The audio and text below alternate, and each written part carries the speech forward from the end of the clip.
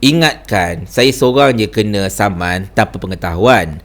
Rupa-rupanya ada juga orang yang disaman oleh menteri pula tu juga tanpa pengetahuan.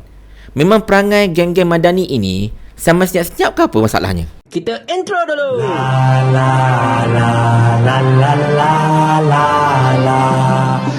Assalamualaikum warahmatullahi dan salam sejahtera kepada bangsa Walabi sekalian. Kalau anda masih ingat, pada awal tahun ini, saya telah dikatakan kalah saman kepada Farhash Wafat Salvador, di mana Farhash dikatakan telah memfalkan saman ke atas saya pada Mei 2025. Dan sama itu adalah berkaitan dengan salah satu video saya yang menyaksikan saya menemu ramah Cikgu Bat. Tetapi itulah, saya tak nak ceritalah tentang merit perkara tersebut sebab benda ini masih lagi dalam pemfailan oleh program masing-masing. Cumanya apa yang berlaku ialah ketika bulan 4 hari itu, bulan 4 ke saya lupa dah kan, saya bulan 1 ke bulan 4 saya lupa, minta maaf sangat-sangat. Saya telah mendapat maklumat daripada media yang saya telah kalah saman dan telah diarahkan membayar lebih kurang RM520,000 kepada Farhash Wafat Salvador. Bukan saya seorang lah, saya dengan Cikgu Bat, sebab dia video tersebut. Dan benda ini mengejutkan kami kerana kami tak tahu pun kami disaman. Kami tak tahu pun yang kami ini dah kalah saman, dan kami tak tahu pun sebenarnya kami ini kena hadir bicara ke, kena filekan apa-apa ke, kami tak tahu. Sebab kami tak pernah menerima saman itu at the first place. Kami tak pernah menerima apa-apa read. Kami tak pernah menerima apa-apa lodi. Kami tak tahu apa-apa. Tengok-tengok keluar berita, oh kalah saman, kena bayar RM500,000. So benda itu mengejutkan, dan of course anda semua tahu saya dan juga Cikgu Bat telah memasang program masing-masing. Cikgu Bat diwakili oleh Rafiq Rashid, saya diwakili oleh Ustaz Zubir. Kami telah bertindak untuk memfailkan permohonan untuk mengenepikan keputusan Mahkamah Tinggi itu atas merit-merit yang tertentu, dan alhamdulillah seperti mana yang anda tahu, Mahkamah Tinggi telah membenarkan pengenepian tersebut, dan of course benda ini akan masuk ke bicara penuh lah secara dasarnya. Tapi saya ingatkan, saya seorang je yang kena macam tu. Saya seorang saja sama senyap-senyap tanpa sebarang kenyataan ataupun LOD serahkan dan sebagainya.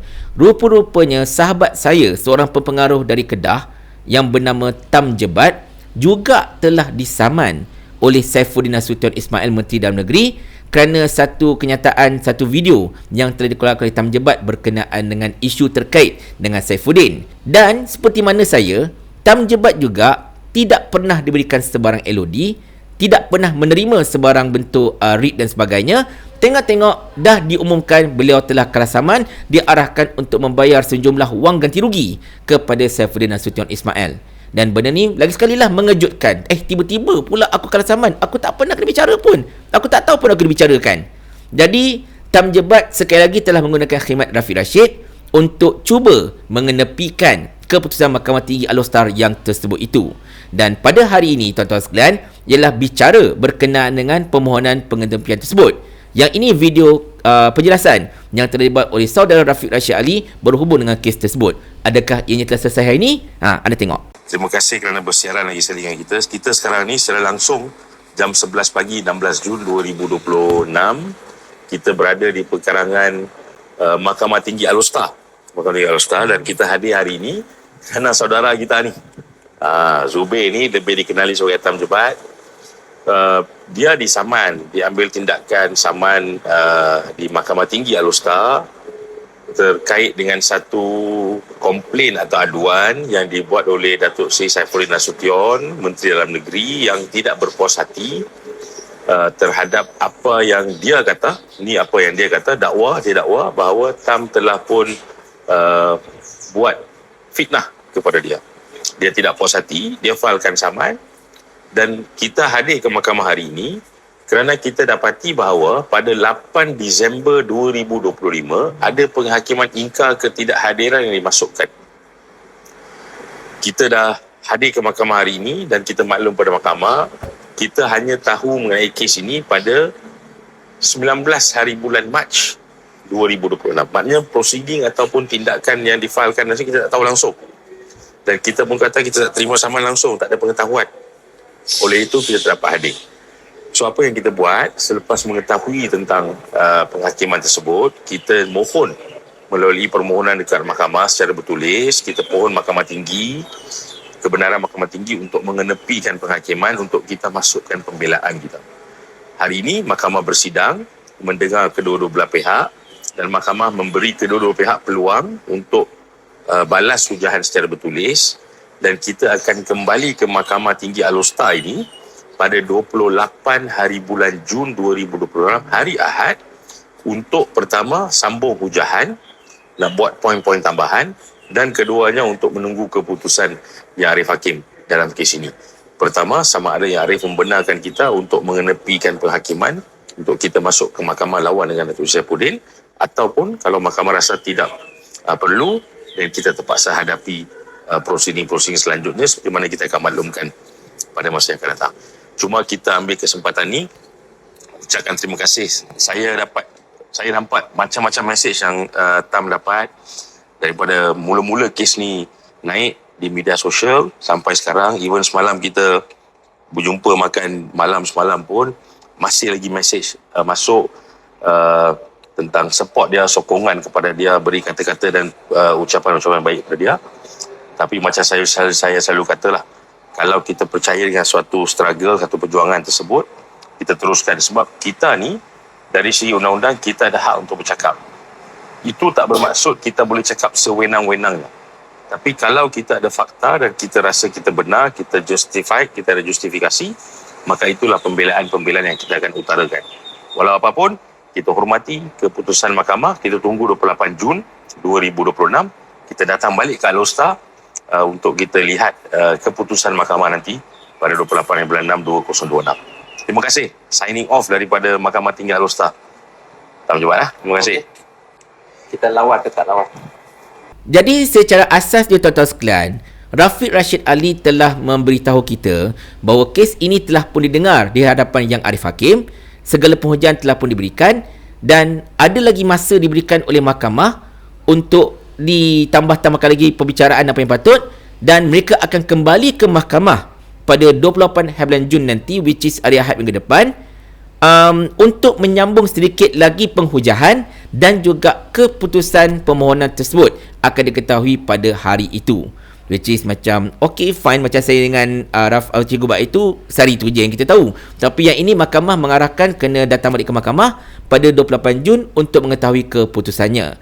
Jadi apa-apa pun saya harapkanlah agar Tam Jebat berjaya mengenepikan saman tersebut. Kerana apa? Bukan kerana saya nak sokong dia ke apa-apa ke, saya kata Saifuddin tak patut saman ke, bukan. Tetapi kita kena faham satu perkara tuan-tuan dan sekalian. Setiap orang dekat dunia ini, sekiranya kalau disaman, mereka ini berhak diberikan peluang dan ruang untuk mempertahankan diri. Andai kata kalau mereka tidak diberikan ruang itu, maka itu kezaliman pada mereka. Jadi secara asasnya saya mengharapkan agar Tam Jebat dapat mengenepikan saman tersebut untuk membolehkan beliau masuk ke mahkamah lawan apa saja hujah yang dikemukakan oleh Saifuddin dan juga peguam-peguam beliau. Tetapi itulah, saya takut satu benda tuan-tuan sekalian. Bukan nak tuduh apa-apa, tapi saya takut seolah-olahnya trend untuk menyaman seseorang dan menyerahkan secara mungkin sambil lewa read saman ke ataupun LOD ke apa-apa ke penerima tanpa sebarang pengesahan penerimaannya betul, benda ini akan menyebabkan ketidakadilan kepada orang-orang di luar sana, termasuklah sesiapa pun. Nasib baiklah saya dan juga Tam Jebat ini memang kami terlibat dalam dunia politik dan kami ini kenal dengan peguam-peguam yang sanggup berkhidmat untuk kami secara pro bono ke apa-apa ke, kami ada, alhamdulillah. Tetapi cuba kalau benda ini kena pada orang yang tak ada akses seperti kami.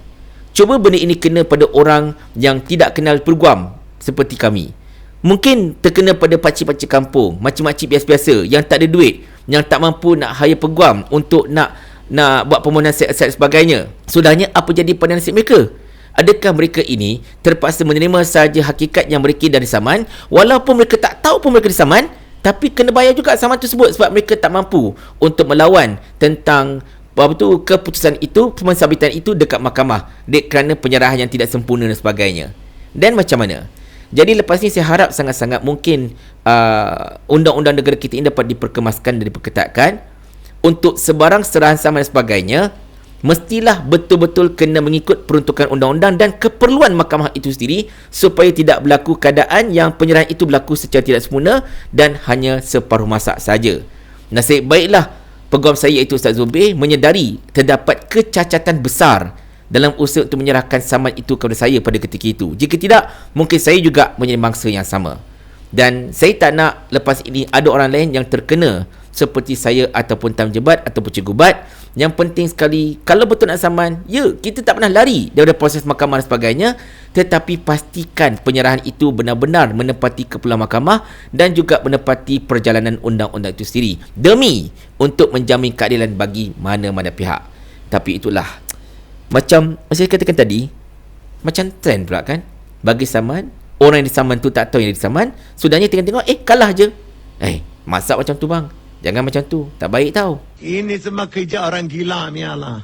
Itulah saya komen. Orang gila lah. Sekarang banyak orang sudah gila.